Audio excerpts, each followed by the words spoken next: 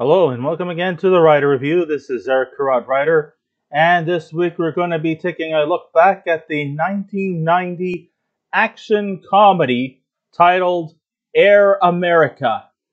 Now, Air America's runtime is 1 hour and 53 minutes long.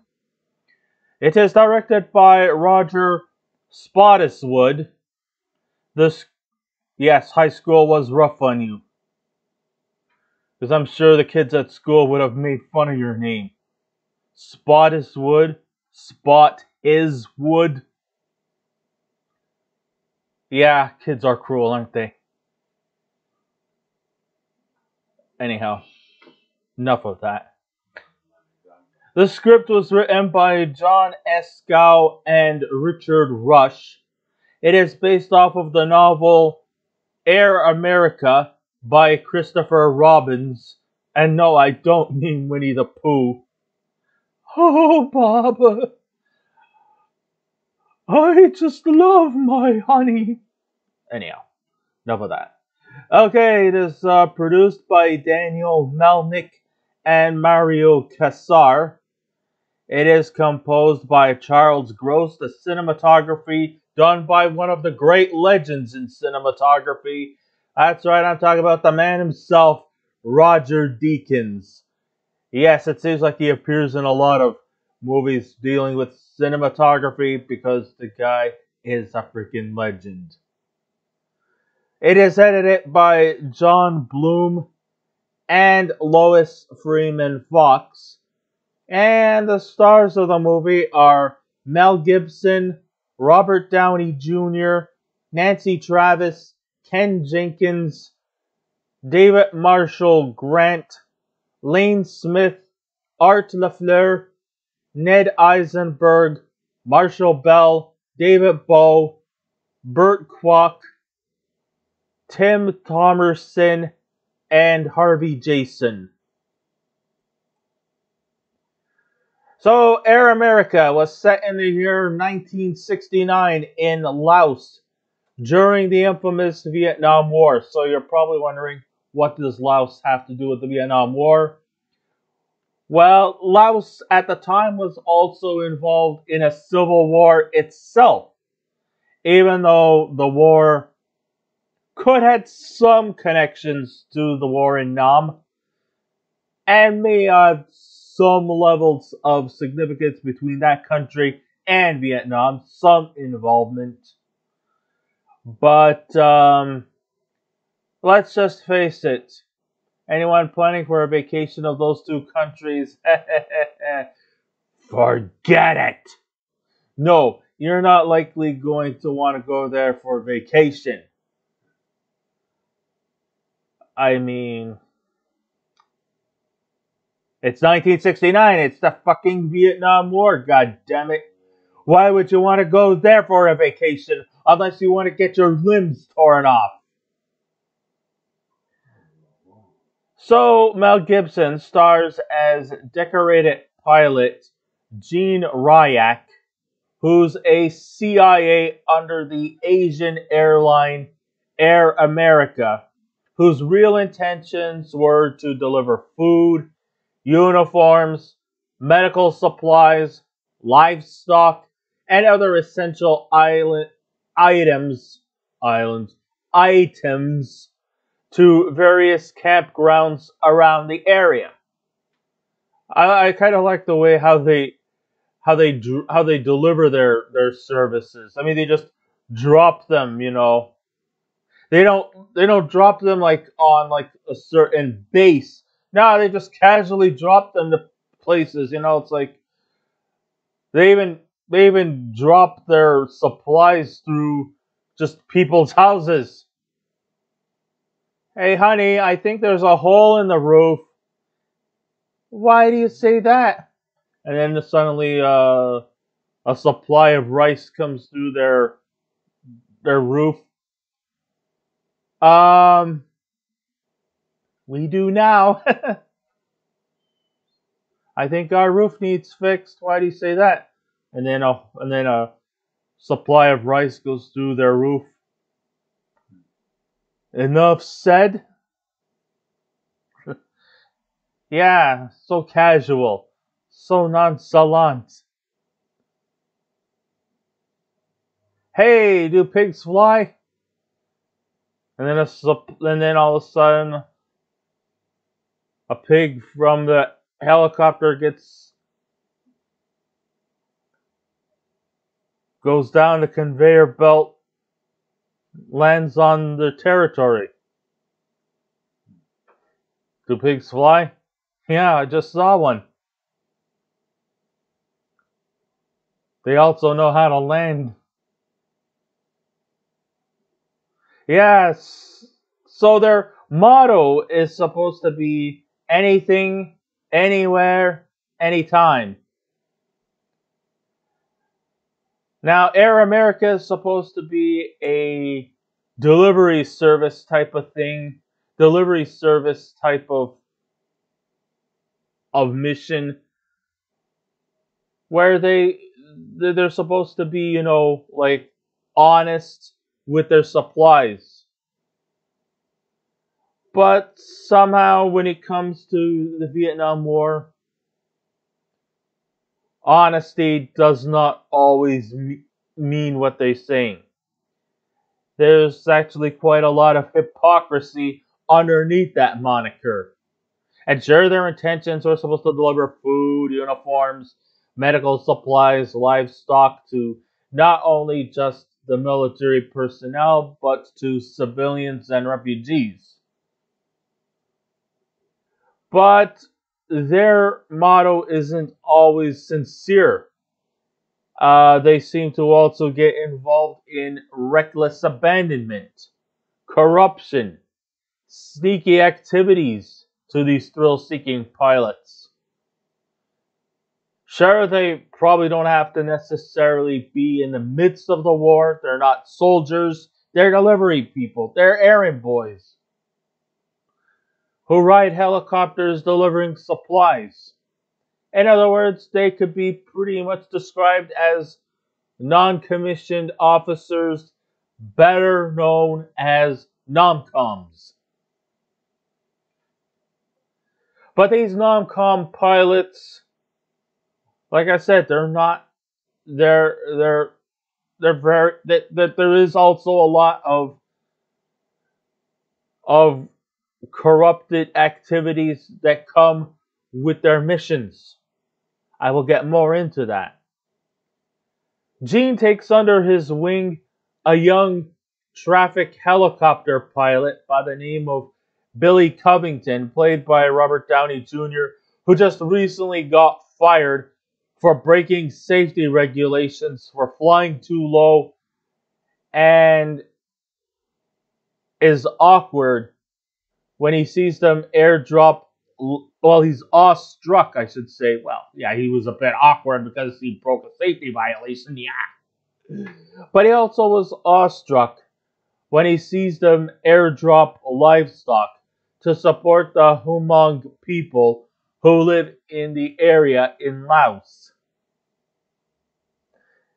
Going back to this whole corruption schemes, it's a very pivotal part in this movie, as it is the centerpiece of the story, as Billy sees firsthand that the eternally laid-back Gene is planning to get a get-rich-quick retirement scheme by getting involved in private gun running.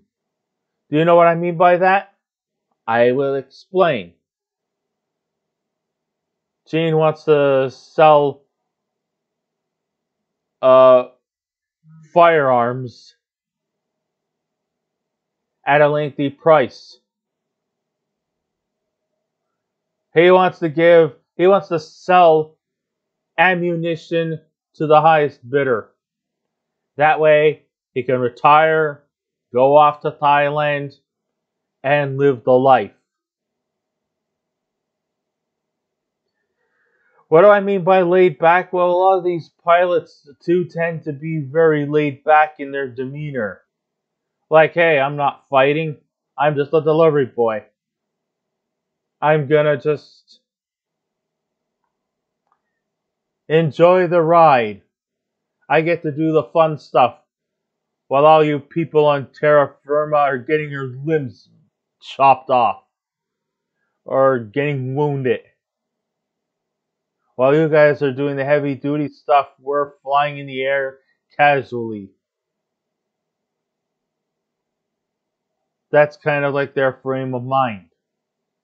But what's even worse, Air America, who are supposed to be helping soldiers and civilians delivering essential goods on military base units, they also seem to be also delivering things that are not on their curriculum, if you know what I mean.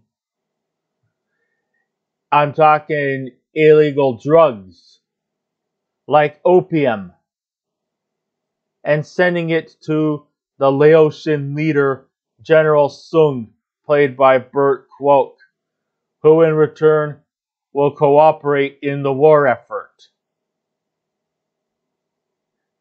You drop down the good stuff, and I will cooperate in whatever task force you have.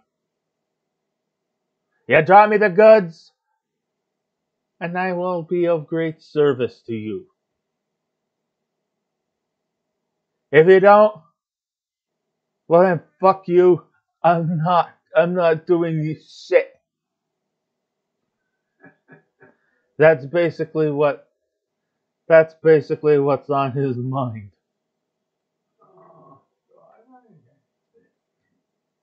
So, knowing that this illegal activity is happening, once word gets caught on, the Americans send in Senator Davenport, played by Lane Smith, who was assigned to report to Laos to get to the bottom of this situation, that Air America is using their planes to transport drugs. He's going to find out who are the culprits behind this illegal activity. Though he comes across kind of as a born-again Christian, he still comes across as a bit of a naive idiot, and that he's easily outsmarted by CIA leaders like Major Donald Lamond, played by Ken Jenkins, and Rob Dial, played by David Marshall Grant, who actually approved of this illegal activity. There is actually one funny scene, although maybe it was funny back then, but if you look by today's standards, it could come across as being somewhat racist. When Senator Davenport lands in Laos and was asked to take his bags to a hotel, he actually passed the bags over to General Sung because he mistaken the general as a bellhop when he's actually a high-ranking military officer. Why? Just because he's Asian, you think he's a freaking bellhop, you stupid idiot? Oh my God. I have to admit, as a guilty pleasure, I kind of laughed a bit. But now when I look back at it, it's actually kind of offensive. So, like I said, this movie is not really entirely meant to be taken seriously. Although this movie has some levels of realism, which I will be more than happy to get to. So the corruption eventually overwhelms Billy to the point where Billy eventually tries to blow up Sung's heroin-making empire. This leads Sung to devise a plan to make Billy the mastermind behind these illegal operations. Why not? I mean, General Sung is some corrupted leader. But, of course, we all know General Sung is not the only person behind this illegal operation. Then again, when it comes to the Vietnam War, drugs were very, very synonymous for that setting. You've heard of Agent Orange, right? And you think that REM's song Orange Crush was about the soda drink? You're wrong. It was actually the type of a drug that was used during the Vietnam War. I mean, whether you call it Agent Orange or Orange Crush, it's a drug. Orange Crush. I like that. That's a good one. So meanwhile, General Sung, Major Lamont, and Deal place heroin in Billy's next airdrop. But the plan backfires, and eventually Senator Davenport finally figures out who was behind this after all. But does it actually end with them getting any kind of level of comeuppance? Even though it appears that General Sung, Major Lamont, and this Rob Deal, they're clearly the villains in this story. Do they get any comeuppance? No. Yes, this is practically what you would call a much ado about nothing type of movie. There is no backlash, there is no comeuppance, and there is no payoff in the end for the protagonists. I think even the Major himself gets promoted.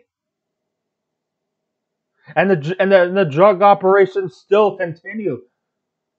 So therefore, Senator Davenport's mission eventually ends up becoming null and void.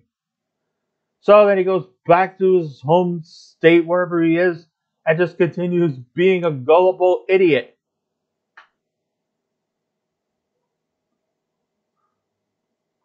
Although he was kind of colorful, and he was played off for some much needed comic relief. Probably was a Republican. He has that kind of Republican instincts about him, especially the unintentional racism when he was offering General Sung to take his bags to his hotel, which he assumed he thought the general was a bellhop just because he's Asian. Meanwhile, Gene's name is cleared once he gets rid of the weapons and decides to start bringing refugees into his plane and blows up the weapons cache to make his monumental escape.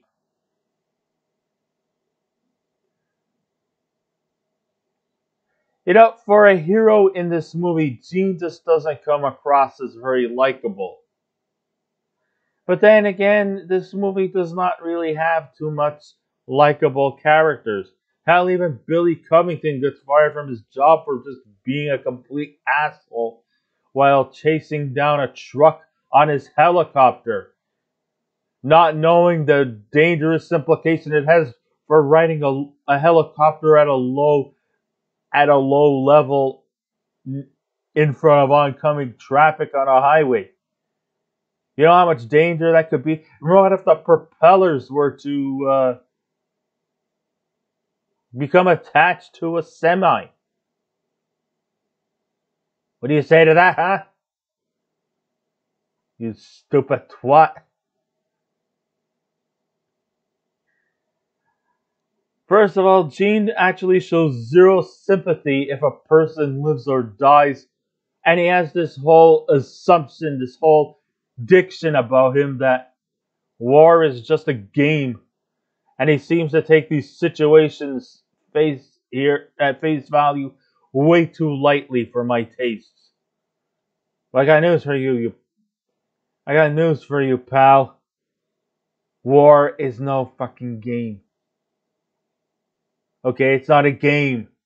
Games are to have fun. Games you survive in the end. Games, you come out in one piece. War is not a game. You can either come home in one way, either a hero or you come home in a box. And even when you come home from the war, you're not fully out of the war, because then you end up with post-traumatic stress disorder.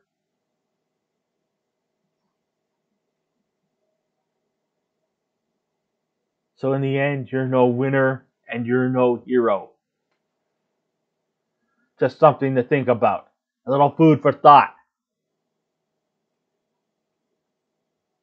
Yes, Eric, you really do sound like a socialist. Because I am. Fuck the banks. What might appear to be reassuring is that the narrative of this movie is based entirely on satire, and that the historical accuracy is very much expunged. Okay, you can take that as I can take that as it may. Yes, it is supposed to be historically inaccurate. There's also a few anachronisms too, especially when it comes to soundtracks. In the early years of the war, the Hmong men were virtually wiped out, and the army was made up of predominantly children who were trained to fight. That's the realism.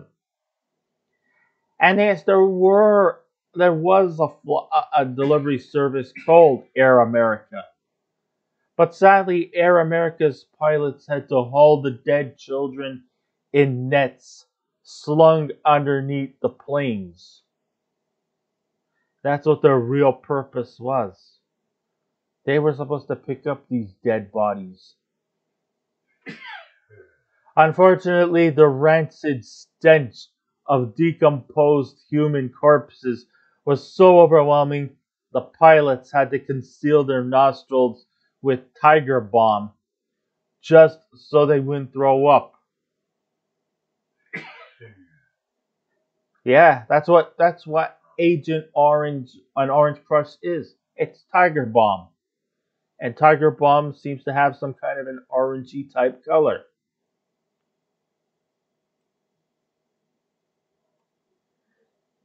I also find, Ryak's perspective of Buddha offensive. Yes, he's supposed to be some practicing Buddhist.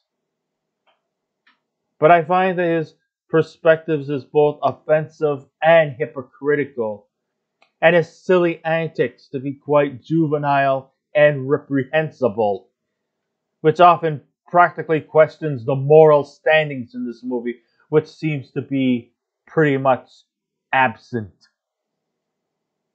There's absolutely nothing funny about tying a dangling rope on Billy while he's sleeping and tying it to a helicopter. Yeah. Yes, yeah. Ryak, Gene, whatever you wish to call yourself. How old are you? You look like you could be in your mid-30s. Uh-huh. So act like one. There's absolutely nothing funny about tying a dangling rope on Billy while he's sleeping and tying it to a helicopter. You could kill a person doing that. But the principal issue I had with Air America was the high level of vulgarity in the dialogue. Now listen, I have had a reputation of being quite vulgar in my broadcasts. But at least I'm honest about it. I was relieved that there were no sex scenes or too much sexual references. But then again, there wasn't really too many female cast members in this one. Except for Nancy Travis, who's supposed to be some kind of missionary, I suppose. Especially towards refugee children. But she wasn't really on that much, except for just being some kind of a damsel in distress type of story for her, which really doesn't amount to very much.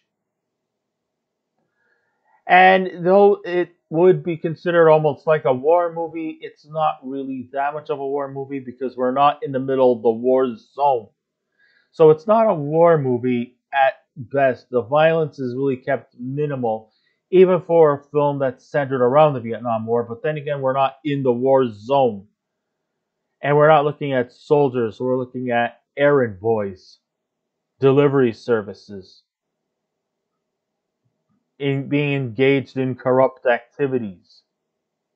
But the profanity and the obscene language is way too severe, that it takes away any of the realism that the pilot spoke during these assignments. Sure, they're laid back, and sure, they often conversed, and may have probably dropped a few cute little four-letter words here and there. But then again, don't we all? Maybe it's just our way of calming down. Or maybe it's just a way to just sort of vent out our anger when we drop a few F-bombs or S-bombs.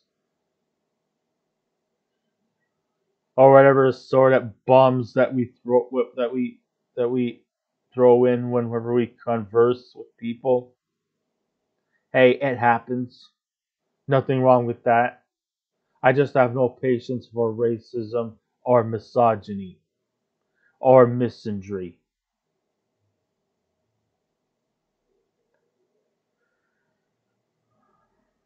Alright, so underneath the action and the satirical elements, the morals of these pilots are put into question as to how they treat the civilians of Laos. I mean, they just casually drop their cargo, even going through people's homes, damaging roofs. And then they're supposed to help people, but then they cause property damage. So what makes them off as fucking heroes? None. It's like everybody in this movie is pretty much corrupted or borderline psychotic. But I guess if you're in the war, I guess that does not come as a surprise. And sure, these pilots at Air America had servants and live in big fancy estates along the Mekong. They go to work, do their jobs, come home to a cool alcoholic beverage served by a trophy girlfriend. But I still find the way of life morally despicable.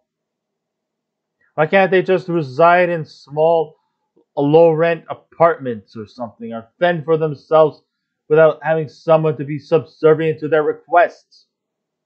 There's nothing wrong with being humble. Yeah, you get paid a lot doing just being these errand boys.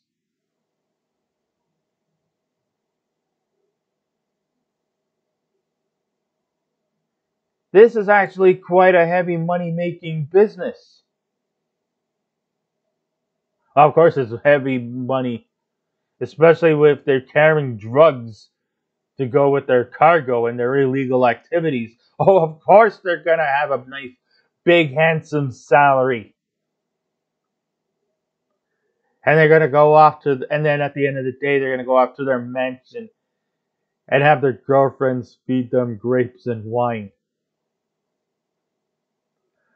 while they soak their feet in their prized fountain. Or take a dip in the corporate pool.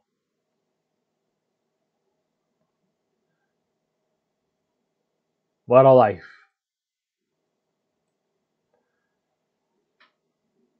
What makes this movie really bad is that the script is badly executed because it really promotes half-truths, terribly misinformed and cynical points across the narrative, especially when Gene makes some kind of snide remark about a war that was never won unless it was under the auspices of the opium trade.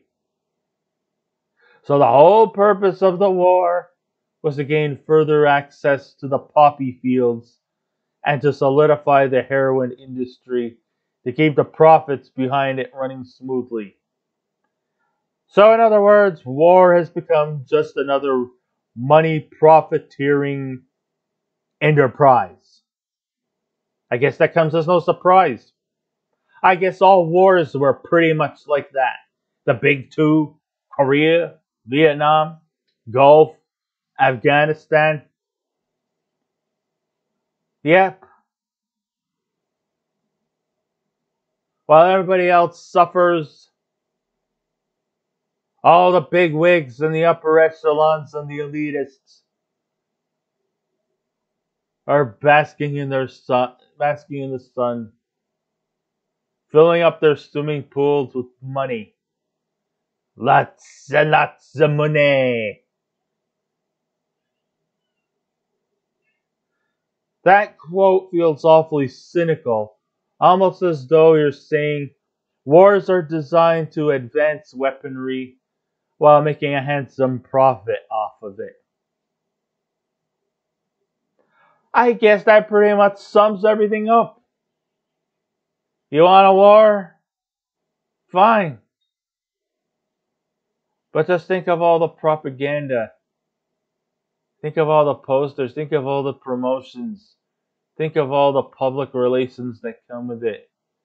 Think of all the money that also comes with it. Makes sense, doesn't it? Although I kind of wish he would never have said that.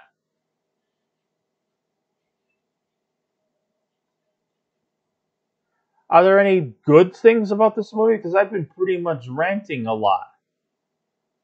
Well, on a positive note, the soundtrack was pretty good, with some great late 60s music to it. But even the soundtrack is problematic too. There is some levels of anachronism even through the soundtrack. Some of these songs that was featured there were released later than what the time period of this movie takes place. This movie takes place in 1969. But then you have the Hollies singing Long Cool Woman in a Black Dress.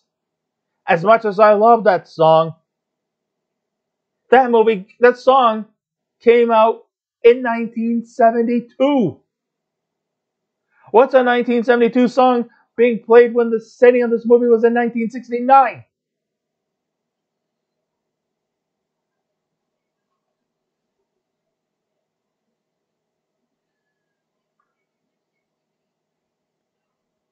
And then you have the group America has the song A Horse with No Name.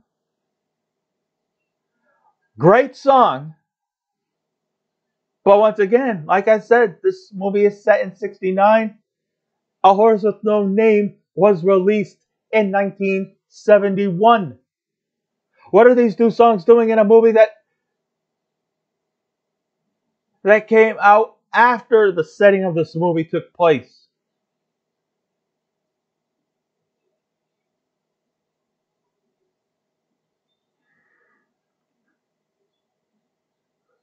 But that's just some minor nitpicking. Shot in the lush Thailand scenery, the crash scenes and the rescue missions were actually quite entertaining. And it was great that Gene and Billy were rescued, but they had to sacrifice their weapons for their lives, and also the lives of many refugee children. So at least they got a chance to do something a little more philanthropic instead of selfish. I just wish they would have watered down on the alcoholism, the sexist jokes, and the profanity that was used for more intellectual humor, the way real Air America pilots talked. So this movie was pretty much a bit of a slop fest of a movie. Then again, it should come as no surprise since it was directed by Roger Spottiwoode, the guy who gave us a couple of duds in between. I'm talking Turner and Hooch, which was like pre-Oscar Tom Hanks, back when he was still doing slapstick comedy. Sure, Tom Hanks, would go on to better things, but at the time he was still doing spoof comedy stuff. And then he had Stop or My Mom Will Shoot, which is easily probably one of the worst Sylvester Stallone movies. So I guess this doesn't come as a surprise. Of course, the two big names in this movie, which are, of course, Mel Gibson and Robert Downey Jr. As much as I'm a big fan of Mel Gibson, and although, you know, he's a very colorful, charismatic individual, he still epitomizes that charm, which is always good. However, it seems like he pretty much sleptwalked through this movie. He just seems so laid back in his demeanor that he wasn't really all that convincing. Robert Downey Jr., I would have expected to see him do a little bit more of his snarky type of ways about him.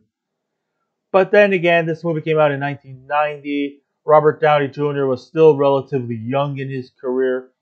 But we had seen that he was going to slowly start to show a little more of that potential snarkiness to him. He's playing more closer as a straight guy to the more comical role that Gibson has. And, you know, I'm not going to knock too much on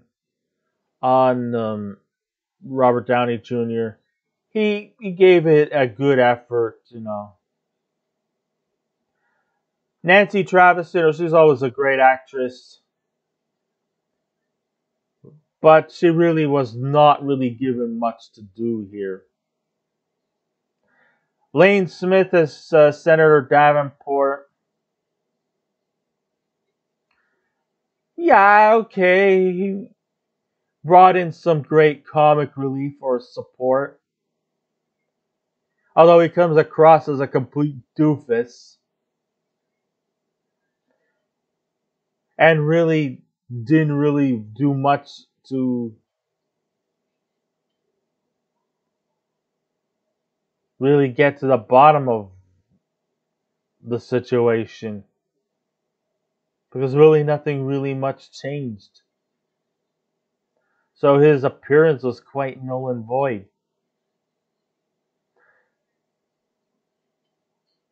I mean, the villains in this story are still selling drugs. They're still doing the illegal activities. Because that's just how the war continues to get its money. Through drugs. That's what kept the Vietnam War bandwagon going.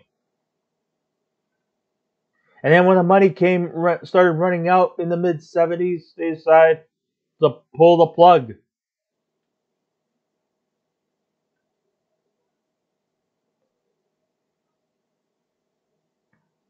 I guess that's probably the real reason why Americans did get involved with the Vietnam War.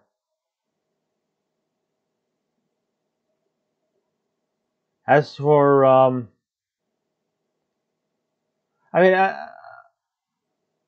mean, let's face it. This movie was bad on so many levels. I mean, okay, it's fine that it's played for satire, not to be taken too seriously. But to war people, or the people who have actually who had actually worked in Air America missions in the late 60s and throughout the 70s, would realize that this movie could be insulting to them. And that if any illegal activities were involved, which I'm sure they were, they would have been dealt with in a much more professional manner.